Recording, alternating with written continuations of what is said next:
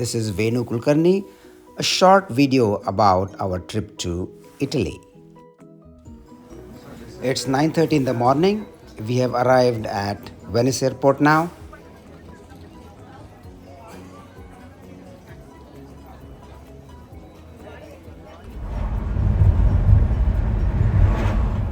From the airport, we took a taxi to the boat terminal here, and from here, we are going to go to our hotel in a boat.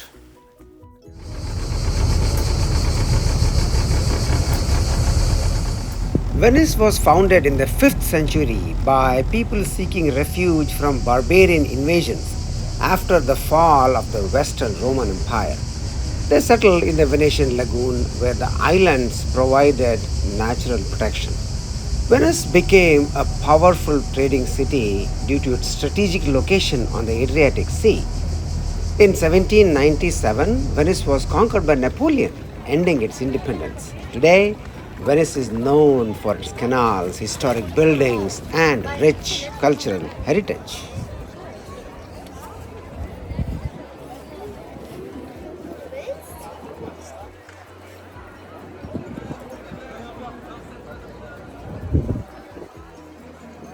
Later today, we are going to go up this tower and I'm going to show you some videos and pictures from the top. This is the view from the top. It's so beautiful. Venice is famous for its canals, which serve as the city's main streets actually. The Grand Canal, the largest, winds to the heart of Venice, lined with historic places. What you see here from top is St. Mark's Square, or also known as Piazza San Marco. This is the heart of Venice and one of the most famous squares in the world. It is surrounded by beautiful historic buildings, including St. Mark's Basilica, the Doge's Palace, and the Campanile. Today, we are at the Doge's Palace.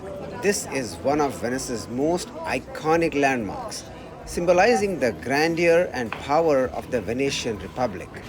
Built in the Venetian Gothic style, the palace served as the residence of the Doge, the elected ruler of Venice, and as the center of political and judicial life for centuries. The Doge's palace housed not only the Doge's private apartments, but also the halls where the government conducted its affairs, including the Senate and the Great Council chambers. The palace also contained courtrooms and prisons, emphasizing its role as a symbol of justice. St. Mark's Basilica is a beautiful and historic church in Venice.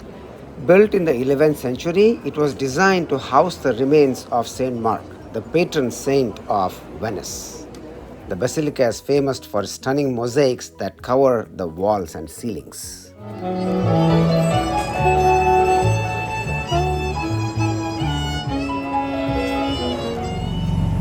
So the Venice trip is over.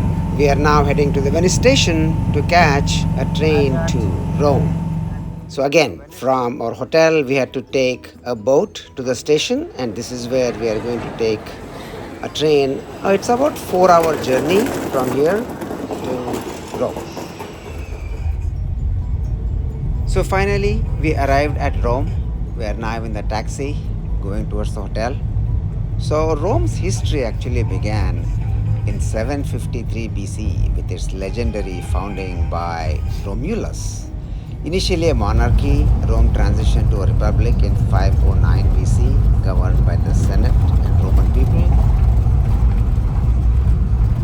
It's beautiful. We are very, very eager to see all that Rome has to offer. You see that the Colosseum. We are going to go there tomorrow. That's our first stop. Today is the day at Rome, and we have come to visit the Colosseum. The Colosseum, also known as the Flavian Amphitheater, is one of the most iconic symbols of ancient Rome. It was constructed between 70 to 80 AD. It was the largest amphitheater ever built, capable of seating up to 80,000 spectators. The Colosseum hosted a variety of events, including gladiatorial contests, animal hunts, and moxie battles, showcasing the grandeur and sometimes brutality of Roman entertainment. Architecturally, the Colosseum is a marvel, featuring a complex system of vaults and arches that supported its massive structure. But the Colosseum could hold the water like a swimming pool? That is a good question. Arch de Triomphe is extremely popular. You will see a lot of people around this monument here. If you climb up the hill, the view is really stunning. You will see everything around the Colosseum, including the Roman Forum. This is one of the most popular restaurant places. Huge line, lot of nice restaurants. So when you finish our trip, if you're not tired, if you're not in a hurry, just want to sure. Today is Vatican City Day.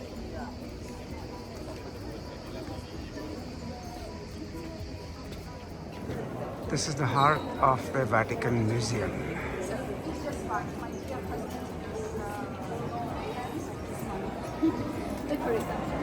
The Vatican Museums are a vast complex of galleries and museums that showcase an extensive collection of art and historical artifacts amassed by the Catholic Church over centuries. St. Peter's Basilica is the centerpiece of Vatican City. This magnificent church, with its iconic dome designed by Michelangelo, is one of the largest and most important churches in the world. This is the St. Peter's Square. Huge, it's a huge square and it is very hot today. Everybody is drinking water, trying to find some shade to go and take some cover. Not much crowd today though.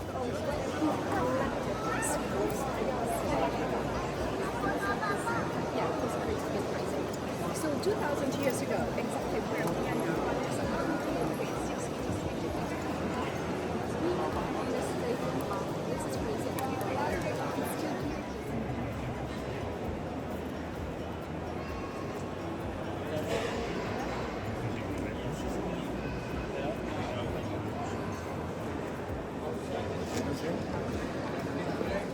Today we are taking a train to Florence for a day trip. The crowd that you see here is for entering the Accademia Gallery. It's supposed to be one of the most beautiful museums in the world. This is where Michelangelo's David is there too. This gallery that you see here, everything here is made by Michelangelo. Everything, even the small ones, this whole gallery here is by Michelangelo. The Cathedral of Santa Maria del Fiore, also known as the Florence Cathedral, is a stunning example of Gothic and Renaissance architecture. The cathedral's exterior features polychrome marble panels in green, pink, and white.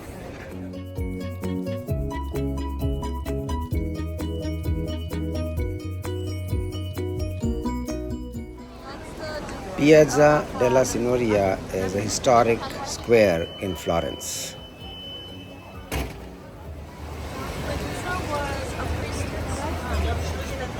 How much? This street is full of jewelry stores.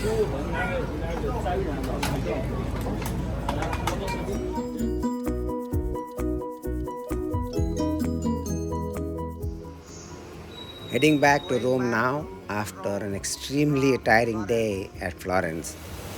This is the Trevi Fountain.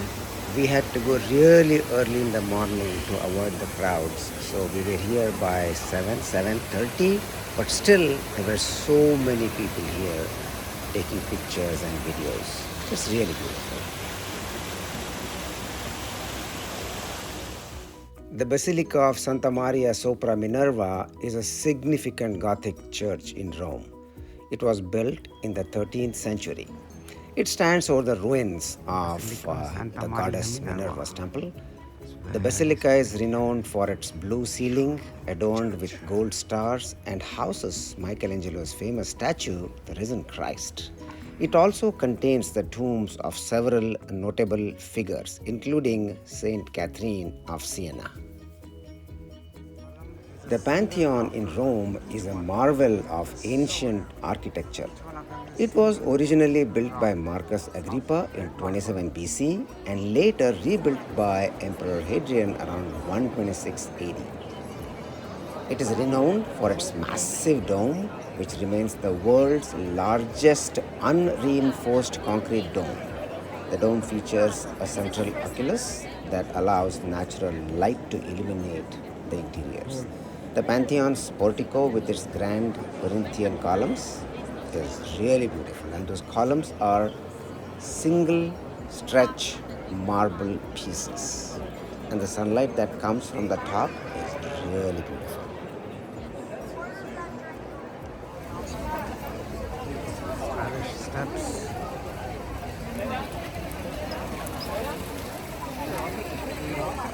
After hectic 7 days at Rome, Venice, and Florence, we are now ready to go back and heading to Rome airport to catch our flight back to New York.